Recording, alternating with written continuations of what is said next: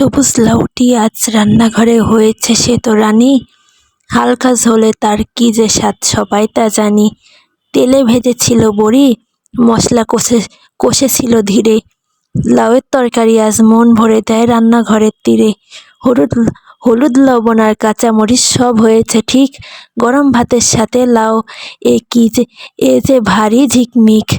আসসালামু আলাইকুম বন্ধুরা, সবাই কেমন আছেন? আশা করছি সবাই ভালো আছেন, আমিও ভালো আছি। আমি এখানে বড়িটা ভেজে নিচ্ছি। আর দেখলেনি তো লাউটা কিভাবে কেটে নিচ্ছি। আমি আমি কিন্তু বড়িটা চিনেন কিনা জানি না, এখন নেটের জগতে সবাই বড়ি আশা করি চিনেন। এটা কুমড়ো পাকা চাল কুমড়া আর মাসকলাইয়ের ডাল দিয়ে এটা বানানো হয় আর কি। আমি এখানে যেহেতু লাউ এমনি স্বাস্থ্যকারী আর হজমের সাহায্য হয়, যাদের পেট খারাপ বা অন্য শরীর খারাপ বা ওরকম অপারেশন হয়েছে তাদের জন্য কিন্তু লাউ রান্নাটা খুবই উপকারী। আমি তাদের জন্য এভাবে রান্নাটা করলাম। আমি এই জন্য বড়ি ভাজতে যেটুকু তেল লাগছে সেটুকু আমি কিন্তু খুব একটা তেল দিই নাই। আমি এখানে সমস্ত বাটা ঘষা দিয়ে দিছি। কি পরিমাণে কোনটা দিলাম তা দেখলেনি, বাটা ঘষা না দিলেই না। আমি এখানে কোনো শুকনো মরিচের গুঁড়া ইউজ করব না। এটা অসুস্থ মানুষের জন্য খুবই ভালো খাবার, তাদের জন্য করবেন।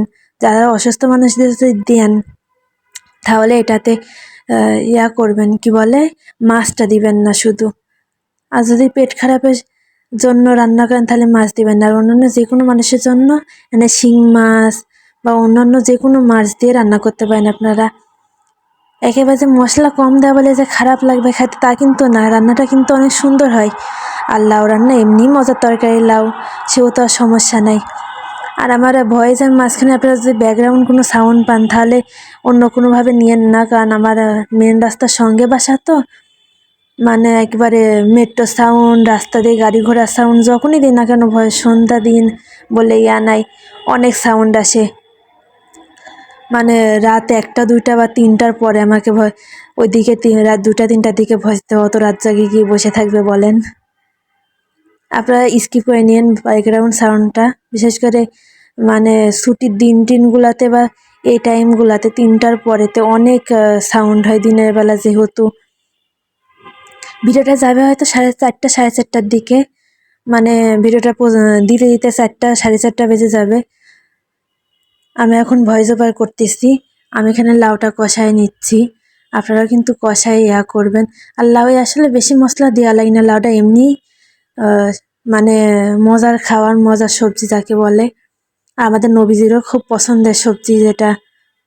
আমার এখানে লবণটা কম হয়েছিল, আমি লবণটা একটু দিয়ে দিলাম। আপনারা লবণটা চেক করে নেবেন রান্না করি, তার তো এটা না যে লবণ সবসময় পারফেক্ট হয়। সব দিন তো আর লবণ একরকম প্রথমে পড়ে না, বেশিরভাগ দিনই প্রথমেতে পারফেক্ট হয়, কোন মাঝে মধ্যে দেওয়া লাগে একটু পরে। আমি এখানে কই মাছ আর তেলাপিয়া কই মাছ দিয়ে রান্না করে নিলাম। কই বলতে চাষের কই, ঢাকা শহরে আর দেশিতা কই পাবো বলেন।